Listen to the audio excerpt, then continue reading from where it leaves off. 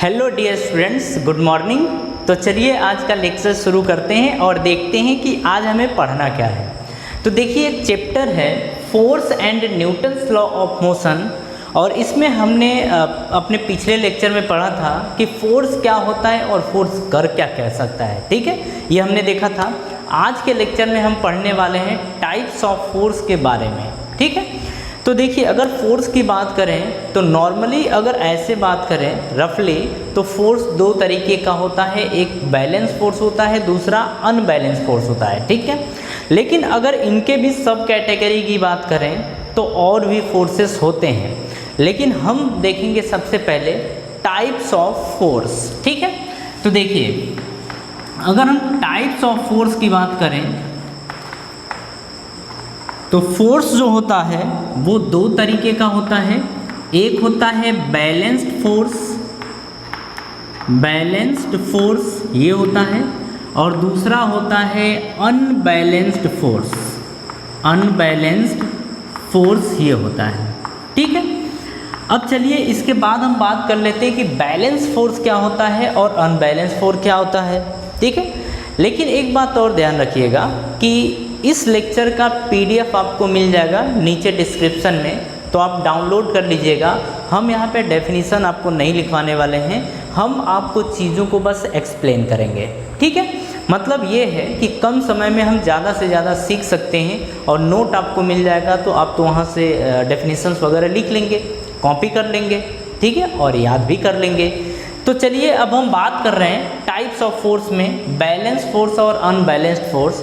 अगर balance force की बात करें तो ध्यान से समझिएगा, किसी बॉडी के ऊपर एक से अधिक फोर्स लग रहे हों और उनका नेट ज़ीरो हो जाए, नेट क्या हो जाए, ज़ीरो, तो हम बोलेंगे कि उस बॉडी के ऊपर बैलेंस फोर्स लग रहा है। ठीक है, जैसे देखिए ये कोई बॉडी था, ठीक है, इस बॉडी के ऊपर क्या किया गया है कि एक फोर्स इस डायरेक्शन से लगा दिया गया है जिसे हम बोल रहे हैं F1, और एक फोर्स लगा दिया गया है इस डायरेक्शन से जिसे हम बोल देते हैं F2। ठीक है, अगर हम बोल दें इस बॉडी का मास m था, तो अगर हम ये बोलें कि फोर्स लगाने के बाद भी अगर ये बॉडी रेस्ट में है, फोर्स लगाने के बाद भी अगर ये बॉडी रेस्ट में है, मतलब ये बॉडी जो है इस बॉडी के ऊपर बैलेंस फोर्स वर्क कर रहा है, इस बॉडी के ऊपर बैलेंस फोर्स वर्क कर रहा है। ठीक है, तो देखिए अगर दोनों मतलब ये बॉडी रेस्ट में है तो हम क्या बोलेंगे कि F1 और F2 दोनों आपस में बराबर होंगे। ठीक है, मतलब ये दोनों फोर्स आपस में बराबर होंगे तभी ये रेस्ट पर होगा। ठीक, अब देखिए इसी तरीके से अगर बात की जाए कि जैसे मान लीजिए कि आपने किसी बॉब को एक स्ट्रिंग से बांध दिया है। ठीक है, अगर स्ट्रिंग से किसी बॉब को बांधा है आपने, तो आप ये देखते हैं कि जैसे ये गेंद बंधा हुआ है, कोई बॉल हो या बॉब हो, तो अगर ये बंधा हुआ है तो ये यहीं का यहीं रहता है। तो ऐसा क्या कारण है कि ये ऐसे ही रहता है, किसी दूसरी तरफ नहीं जाता है? तो देखिए इसमें होता क्या है कि एक रस्सी में ऊपर की तरफ फोर्स लगता है जिसे बोलते हैं टेंशन फोर्स। रस्सी में फोर्स लगता है इसीलिए इस फोर्स को बोलते हैं टेंशन फोर्स। अगर इस बॉब का मास m हो तो नीचे की तरफ भी एक फोर्स लगता है m इंटू जी के बराबर, जिसे हम बोलते हैं ग्रेविटेशनल फोर्स। ग्रेविटेशनल फोर्स ये बोला जाता है। ठीक है, ये होता है। तो हम क्या देख रहे हैं कि ऊपर की तरफ फोर्स लग रहा है टेंशन और नीचे की तरफ लग रहा है mg। अगर ये दोनों फोर्स आपस में बराबर हो जाते हैं तो ये बॉब किसी तरफ जाने वाला नहीं है, मतलब हम बोलेंगे कि इस बॉब के ऊपर एक बैलेंस फोर्स लग रहा है। तो मेरी बात समझ में आई कि बैलेंस फोर्स किस तरीके से वर्क करता है। और देखिए बैलेंस फोर्स में हमेशा इक्वल और अपोजिट फोर्स लगते हैं, इक्वल और अपोजिट फोर्स लगते हैं किसी भी बॉडी के ऊपर। ठीक है, अब चलिए बात कर लेते हैं अपन अनबैलेंस्ड फोर्स की कि अनबैलेंस्ड फोर्स क्या होता है। तो देखिए जैसे यहाँ पे कोई बॉडी थी, ठीक है, इस बॉडी के ऊपर जिसका मास m था, इसके ऊपर एक से अधिक फोर्स लगाए जा रहे हैं। तो हम ये मान लेते हैं कि इस तरफ से लग रहा है फोर्स F1 और इस तरफ से फोर्स लग रहा है F2। ठीक है, ये लग रहा है। और ये बॉडी रेस्ट में नहीं है, ये बॉडी मान लो कि मूव करना शुरू कर दी इस डायरेक्शन में, मान लेते हैं कि इस डायरेक्शन में ये बॉडी मूव करना शुरू कर दी, तो देखिए अगर इस डायरेक्शन में मूव कर रहा है बॉडी, इसका मतलब ये फोर्स ज़्यादा है और ये फोर्स कम है, यही तो मतलब हुआ। तो हम क्या बोलने वाले हैं कि F1 ज़्यादा है और F2 कम है। बात समझ में आ रही है? और F1 ज़्यादा और F2 कम है, तो यहाँ पे हम देखेंगे कि जो नेट फोर्स होगा यानी F1 प्लस F2 ये 0 के बराबर नहीं होगा, ठीक है। लेकिन अगर बैलेंस फोर्स में बात करें तो यहाँ पे जो F नेट आएगा, F नेट का मतलब F1 प्लस F2, इसकी वैल्यू 0 के बराबर हो जाएगी, ठीक है। ये आप ध्यान रखना कि अगर अनबैलेंस फोर्स है तो अनबैलेंस फोर्स में नेट फोर्स की वैल्यू 0 के बराबर नहीं होती है, जो इफेक्टिव फोर्स होता है ऑब्जेक्ट उसी की डायरेक्शन में मूव करता है, ठीक है। कहीं पे कोई दिक्कत तो आप इसे फट से कॉपी कर लीजिए, हालांकि कॉपी क्या करना है बस इस चीज़ को समझना है, ठीक है। चलिए अब नीचे हम देखेंगे कि एक पॉइंट है और वो पॉइंट आप समझिए क्या लिखा गया है। बोल रहा है कि a body under the action of unbalanced force, सबसे पहले बोलते हैं बैलेंस फोर्स। सबसे पहले हम इसकी बात कर लेते हैं कि अगर बैलेंस फोर्स है, अगर कोई बॉडी है जिसके ऊपर बैलेंस फोर्स लग रहा है तो उसके साथ कौन कौन सी दुर्घटनाएं घट सकती हैं, ठीक है, ये हमें देखना है। तो देखिए a body under the action of balance forces does not change its position of rest, मतलब ये होता है कि अगर किसी बॉडी के ऊपर बैलेंस फोर्स लग रहा है तो ये अपनी पोजीशन को चेंज नहीं कर सकता, रेस्ट में तो रेस्ट में ही रहेगा, ठीक है। Does not change its velocity. अब यहाँ पे ध्यान से समझिएगा, अगर मान लीजिए कि ये बॉडी रेस्ट में था तब तो ठीक है, लेकिन अगर कांस्टेंट वेलोसिटी से अगर मूव कर रहा है और उसके ऊपर फोर्स लगाए जा रहे हैं, बैलेंस फोर्स लगाए जा रहे हैं, तो उसकी वेलोसिटी में कोई चेंजेस नहीं होता है, ठीक है। चलिए ये तो हो गई बैलेंस फोर्स की बात। अब हम बात करेंगे कि a body under the action of unbalanced forces. अब इसमें देखिए change the velocity of the body, balance unbalanced अगर फोर्स होगा तो वो ऑब्जेक्ट की वेलोसिटी को चेंज कर सकता है या चेंज कर देगा, ठीक है। एक बात ये हो गई। सेकेंड पॉइंट है change the direction of motion of the body. Unbalanced force किसी ऑब्जेक्ट की डायरेक्शन को भी चेंज कर सकता है, ठीक है। अगर वो किसी पर्टिकुलर डायरेक्शन में मूव कर रहा है तो अनबैलेंस फोर्स उसकी डायरेक्शन को भी चेंज कर सकता है, ठीक है। नेक्स्ट पॉइंट की बात करें तो नेक्स्ट है कि change both the velocity and the direction of motion of the body. Unbalance force direction भी चेंज कर सकता है और वेलोसिटी भी चेंज कर सकता है, दोनों एक ही साथ कर सकता है, ठीक है। तो ये बैलेंस फोर्स और अनबैलेंस फोर्स के बारे में कुछ बातें थी। अब हम नेक्स्ट बात करेंगे। देखिए अगर हम फोर्स की बात करें तो फोर्स अनबैलेंस और बैलेंस फोर्स ये तो एक अलग बात थी, लेकिन इसके अलावा भी हम देखते हैं कि किसी भी बॉडी के ऊपर कितने टाइप्स के फोर्स लग सकते हैं, ठीक है। तो देखिए अगर हम फोर्स के टाइप की बात करें तो आप ध्यान रखना, एक फोर्स लगता है कांटेक्ट फोर्स। कौन सा फोर्स? Contact force. एक ये किसी बॉडी के ऊपर लग सकता है।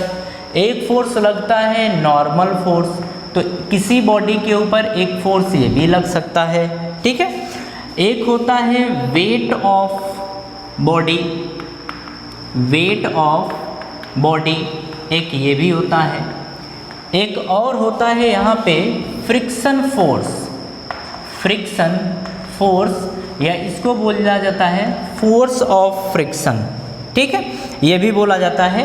तो हम देखिए किसी भी बॉडी के ऊपर एक तो कांटेक्ट फोर्स लग सकता है, नॉर्मल फोर्स लग सकता है, वेट ऑफ बॉडी ये हम देख सकते हैं, फ्रिक्शन फोर्स लग सकता है। तो इतने टाइप्स के फोर्स लग सकते हैं किसी भी बॉडी के ऊपर, ठीक है। अब देखिए हम बात यहाँ पे कर ले रहे हैं कांटेक्ट फोर्स की। तो देखिए अगर कोई बॉडी किसी सरफेस के कांटेक्ट में होता है तो उनके बीच कांटेक्ट फोर्स लगता है। जैसे हमारे पैर और अर्थ के बीच में कांटेक्ट है, तो हमारे और अर्थ के बीच में जो फोर्स लगता है उसे हम बोलते हैं कांटेक्ट फोर्स। ठीक है, जैसे समझिए, मान लीजिए कि ये कोई अर्थ सरफेस या कोई ब्लॉक है। ठीक है, आप ऐसे समझ लीजिए, कोई ब्लॉक है, इस ब्लॉक के ऊपर आपने किसी इंसान को खड़ा कर दिया। ठीक है, इस तरीके से, तो इसके पैरों के बीच में और इस सरफेस के बीच में एक कांटेक्ट है, तो पैर और इस कांटेक्ट के बीच में जो फोर्स लगेगा इसी को बोला जाएगा कांटेक्ट फोर्स। ठीक है, आप इसे ध्यान रखना, ये भी आपको मिल जाएगा। नेक्स्ट बात करते हैं नॉर्मल फोर्स की। तो देखिए, अगर नॉर्मल फोर्स की बात करें तो नॉर्मल फोर्स हमेशा सरफेस के परपेंडिकुलर लगता है, हमेशा सरफेस के परपेंडिकुलर लगता है। इस चीज़ को समझिएगा, जैसे ये कोई सरफेस है, ठीक है, अगर इसके ऊपर आपने कोई ऐसी एक कोई बॉडी रख दी है जिसका मास m है। ठीक है, तो यहाँ पे ध्यान से समझना, होता क्या है कि ये बॉडी इस सरफेस के ऊपर एक फोर्स लगाती है नीचे की तरफ, ये बॉडी इस सरफेस के ऊपर एक फोर्स लगाती है नीचे की तरफ इस सरफेस के परपेंडिकुलरली। ठीक है, जैसे समझिएगा, ये सरफेस था, इस सरफेस के ऊपर ये बॉडी फोर्स लगाती है नीचे की तरफ, नीचे की तरफ ये फोर्स लगाती है। ठीक है, इस फोर्स को बोला जाता है नॉर्मल फोर्स। आपको इसमें ध्यान रखना है कि नॉर्मल फोर्स दो सरफेसेस के, मतलब एक बॉडी और एक सरफेस के बीच में लगता है, लेकिन ये सरफेस के परपेंडिकुलर लगता है। कौन? Normal force. दूसरा समझिएगा, यहाँ पे ये जो बॉडी थी, इस बॉडी के ऊपर एक फोर्स लगता है, ये लगता है फोर्स इस सरफेस के द्वारा, और इस फोर्स को भी बोला जाता है नॉर्मल फोर्स। ठीक है, और ये दोनों आपस में बराबर होते हैं, जितना फोर्स इस सरफेस के ऊपर लगता है उतना ही फोर्स इस बॉडी के ऊपर भी लगता है, लेकिन इनकी डायरेक्शन होती है अपोजिट। तो बात समझ में आई कि नॉर्मल फोर्स कैसे लगता है। तो नॉर्मल फोर्स दो बॉडी के कांटेक्ट में आने के कारण ही लगता है, लेकिन ये सरफेस के परपेंडिकुलर होता है। ठीक है, चलिए, ये चीज़ तो हमें समझ में आ गया कि नॉर्मल फोर्स इस तरीके से लगेगा। एक और चीज़ आप देखिएगा, जैसे अगर हमें इंक्लाइंड प्लेन दे दी गई हो, ठीक है, थोड़ा सा ये लेवल से बढ़ के है, फिर भी ध्यान रखना आप। जैसे ये एक कोई इंक्लाइंड प्लेन है, ठीक है, इसे इंक्लाइंड प्लेन बोला जाता है, इंक्लाइंड प्लेन ये बोला जाता है। अगर इस प्लेन के ऊपर किसी बॉडी को आप रख दें, इस तरीके से किसी बॉडी को रख दें, और नॉर्मल फोर्स अगर देखना चाहें तो देखिए, इस सरफेस, इस कांटेक्ट सरफेस के बीच और इस बॉडी के बीच फोर्स लगेगा। ठीक है, अब ध्यान से समझना यहाँ पे कि ये बॉडी इस सरफेस के ऊपर एक फोर्स लगाएगी नीचे की तरफ इस सरफेस के परपेंडिकुलर। ठीक है, और इस फोर्स को भी बोला जाता है नॉर्मल फोर्स। मेरी बात समझ में आ रही है? उसी तरीके से ये सरफेस भी इस बॉडी के ऊपर एक ऊपर की तरफ फोर्स लगाता है, जिसे बोलते हैं नॉर्मल फोर्स। तो देखो, नॉर्मल फोर्स इस सरफेस के परपेंडिकुलर होता है। ठीक है, इसके बाद देखो, वेट ऑफ बॉडी की बात करने जा रहे हैं अपन, और समझेंगे कि वेट ऑफ बॉडी क्या होता है। तो देखिए, अगर किसी भी बॉडी की बात करें तो उसके ऊपर एक फोर्स काम करता है हमेशा, वो नीचे की तरफ, मतलब अर्थ की तरफ। ठीक है, जैसे अगर वेट ऑफ बॉडी की बात कर रहे हैं तो ये है, इसको किसी वेइंग मशीन से आप लगा दीजिए। ठीक है, जैसे किसी वेइंग मशीन से आप इस तरीके से हुक के थ्रू इसको आप सपोज कर लीजिए कि इस तरीके से आपने हुक लगाया, और ये आपकी वेइंग मशीन है इस तरीके से। ठीक है, ये है वेइंग मशीन, इसको आपने कहीं पे टांग दिया है। अब देखिए क्या होता है, अगर इस ऑब्जेक्ट का मास m है, तो ये जो वेइंग मशीन होता है, ये वेइंग मशीन इसके वेट को बताएगा, और एक्चुअल में जो इसका वेट होता है वो एक फोर्स होता है। ये क्या होता है? फोर्स। तो ये फोर्स, इसका मास m है, तो नीचे की तरफ एक ग्रेविटेशनल फोर्स लगता है जिसे बोलते हैं m/g, और वही चीज़ ये मेज़र करके देता है। ठीक है, तो वेट ऑफ बॉडी इस तरीके से देखी जाती है। ठीक, अब बात कर रहे हैं फ्रिक्शन फोर्स की। कि फ्रिक्शन फोर्स होता क्या है और फ्रिक्शन फोर्स किस तरीके से प्रोड्यूस होता है। ठीक है, हम इसकी बात करने जा रहे हैं। तो देखिए, अगर फ्रिक्शन फोर्स की बात करें तो जैसे ये दो सरफेसेस के बीच में ही आता है, जब एक दूसरे के ऊपर या दो बॉडी जब एक दूसरे के ऊपर स्लाइड करें, मूव करें, तभी जाके फ्रिक्शनल फोर्स प्रोड्यूस होता है। ठीक है, तो देखिए, जैसे अगर हम बात करें कि ये कोई बॉक्स था, ठीक है, आपके घर में रखा हुआ बॉक्स है जिसका मास m है। आप इसके ऊपर सपोज कर लीजिए इधर से फोर्स लगा रहे हैं, ठीक है, एक फोर्स लगा रहे हैं F, और ये बॉक्स जो है वो धीरे धीरे स्लाइड कर रहा है, लेकिन बहुत तेज़ी से स्लाइड नहीं कर रहा है। तो जैसे जैसे आप एक बात ध्यान रखना कि इस बॉक्स के ऊपर जैसे ही आप फोर्स लगाना शुरू करते हैं तो ये जो कॉन्टैक्ट सरफेस है और ये बॉडी, इसके बीच में एक फोर्स लगना शुरू हो जाता है, और ये फोर्स लगता है इनके मतलब इन दोनों के बीच में जो फोर्स लगता है वो इस फोर्स के अपोजिट डायरेक्शन में लगता है। ठीक है, और ये जो फोर्स होता है वो इसके मोशन का अपोज करता है, और ये हमेशा इस कॉन्टैक्ट सरफेस के मतलब इस कॉन्टैक्ट सरफेस पे इस फोर्स के अपोजिट डायरेक्शन में रहेगा, जिसे हम बोलेंगे फ्रिक्शन फोर्स। ठीक है, ये नाम इसका होता है। तो हम क्या बोलेंगे कि फ्रिक्शन फोर्स कब प्रोड्यूस होता है? जब किसी बॉडी के ऊपर फोर्स लगाया जाता है, ठीक है, तो उस बॉडी के ऊपर और कॉन्टैक्ट सरफेस के बीच में एक फोर्स लगता है, जो फोर्स अप्लाई किया गया है उसके अपोजिट डायरेक्शन में, जिसे बोला जाता है फ्रिक्शन फोर्स। ठीक है, आप एक बात ध्यान रखेंगे, अगर F की वैल्यू 0 हो जाए, मतलब ये फोर्स अगर आप ना लगाएं, तो फ्रिक्शन फोर्स की भी वैल्यू 0 के बराबर हो जाती है। मतलब इसमें ये होता है कि जिस तरीके से आप फोर्स की वैल्यू बढ़ाते जाते हैं, आपका फ्रिक्शन फोर्स भी बढ़ते चला जाता है, क्योंकि अगर इस बॉडी के ऊपर आप फोर्स ना लगाएं तो फ्रिक्शन फोर्स भी नहीं लगता है। ठीक है, कोई कन्फ्यूज़न? कोई कन्फ्यूज़न नहीं। तो ये होता है फ्रिक्शन फोर्स।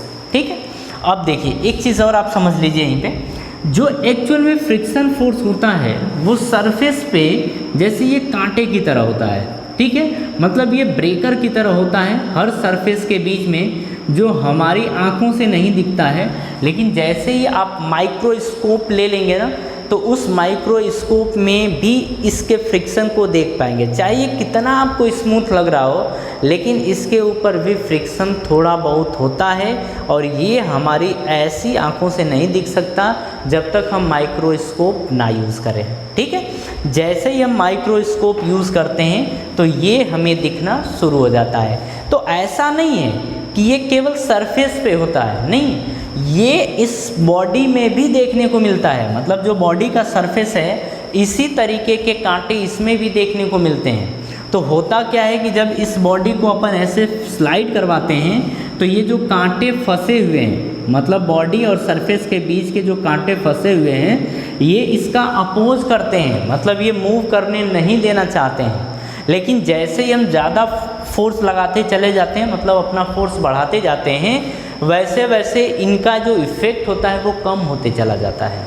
ठीक है, तो कुल मिला के आपको ये चीज़ समझ में आ गई होगी कि फोर्स ऑफ फ्रिक्शन या फ्रिक्शन फोर्स कब प्रोड्यूस होता है और कैसे प्रोड्यूस होता है। ठीक है, अगर फिर भी आपको कोई डाउट होगा तो आप ज़रूर कमेंट बॉक्स में पूछ लेना। ठीक, चलिए अब इसके बाद हम एक और बात करने वाले हैं, और बात ये है कि ओरिजिन ऑफ फ्रिक्शन तो हम समझ गए कि जब बॉडी के ऊपर फोर्स लगाया जाएगा तभी ये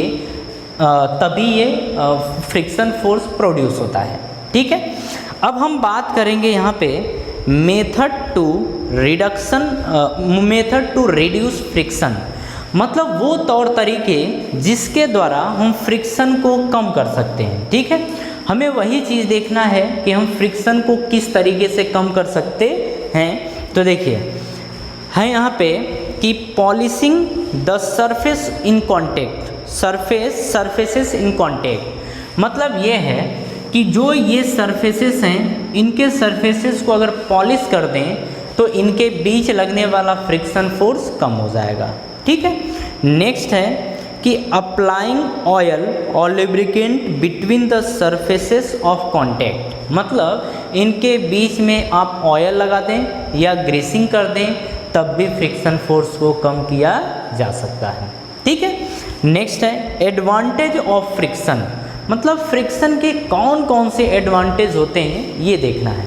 तो एक तो आप ऐसे ही समझ लो कि होता क्या है कि जैसे अपन पेन पकड़ते हैं तो पेन हम खड़ा नहीं पकड़ पाते, मतलब आप चला नहीं पाते पेन को अपनी कॉपी पे, लेकिन फ्रिक्शन प्रेजेंट होता है तभी हम चला पाते हैं। ठीक है, और एक बात है, फ्रिक्शन फोर्स होने के कारण ही हम ग्राउंड पे आसानी से चल पाते हैं। ठीक है, अगर नहीं होता फ्रिक्शन तो हम फिसल जाते हैं और गिर जाते हैं।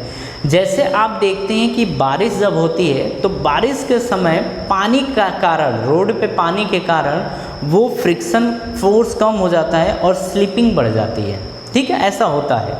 तो फ्रिक्शन फोर्स के कारण ही ये होता है कि हम आसानी से रोड पे चल पाते हैं, लेकिन अगर फ्रिक्शन फोर्स कम हो जाए तो हम रोड पे आसानी से नहीं चल सकते। ठीक है, तो चलिए नेक्स्ट इसमें एडवांटेज ऑफ फ्रिक्शन में बात करते हैं। We hold the pen vertically because of friction. ठीक है, फ्रिक्शन के कारण ही हम पेन को वर्टिकली पकड़ पाते हैं, अदरवाइज वो पेन रुकता नहीं। ठीक, next we walk on the ground because of friction, ये भी हमने देख लिया। Next, cleaning with sand paper is not possible without friction. जो हम ईंट वगैरह सैंड पेपर से अपन जब सॉल्व करते हैं या दीवालों को अपन रफ करते हैं या इसको क्लीन करते हैं, तो आपने देखा होगा कि जो सैंड पेपर होता है वो ज़्यादा रफली होता है। रफली होने के कारण ही वो सैंड पेपर से हम दीवालों को क्लीन कर पाते हैं, अदरवाइज हम क्लीन नहीं कर पाते। ठीक है, नेक्स्ट अब बात कर रहे हैं डिसएडवांटेज ऑफ फ्रिक्शन। तो देखिए, फ्रिक्शन के कारण हमारे चप्पल घिस जाते हैं, हमारे शूज़ घिस जाते हैं, ये सारी चीज़ें होती हैं। फ्रिक्शन के कारण इंक्लूडिंग कंघियाँ भी घिस जाती हैं। ठीक है, और फ्रिक्शन के कारण हमारे दांत भी घिस जाते हैं। जैसे जैसे आपने देखा होगा ब्रश जब अपन करते हैं तो धीरे धीरे ये प्रॉब्लम होती है, और फ्रिक्शन के कारण ही ब्रश घिस जाता है, ऐसा होता है। ठीक है, और एक चीज़ और देखने को मिलता है कि जो फ्रिक्शन के कारण जैसे बैरिंग वगैरह होती है, बैरिंग वो भी घिस जाती है, ये फ्रिक्शन के कारण ही होता है।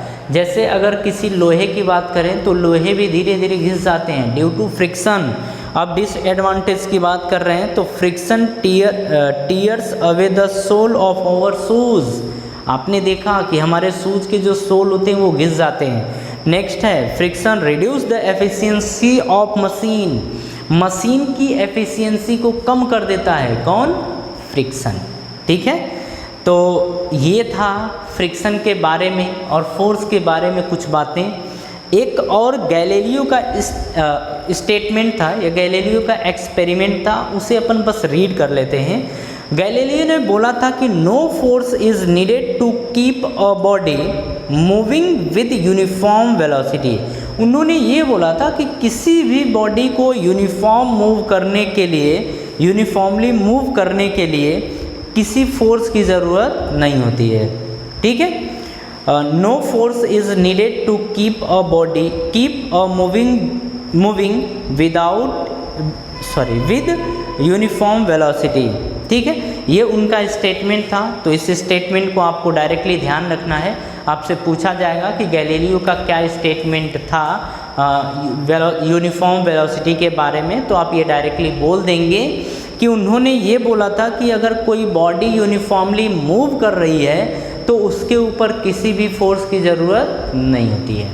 ठीक है, उन्होंने ये बात बोल रखी थी। अच्छा, इसके बाद हम कुछ एक्सरसाइज मतलब कुछ क्वेश्चंस प्रैक्टिस करेंगे। वो क्वेश्चंस आपको प्रोवाइड किए जाएंगे, उन क्वेश्चंस के आप आंसर कर लेना। ठीक है, तो हम आज की सभा यहीं समाप्त करते हैं और फिर मिलते हैं नेक्स्ट लेक्चर में नए टॉपिक के साथ। ठीक है, तो आज के लिए थैंक यू।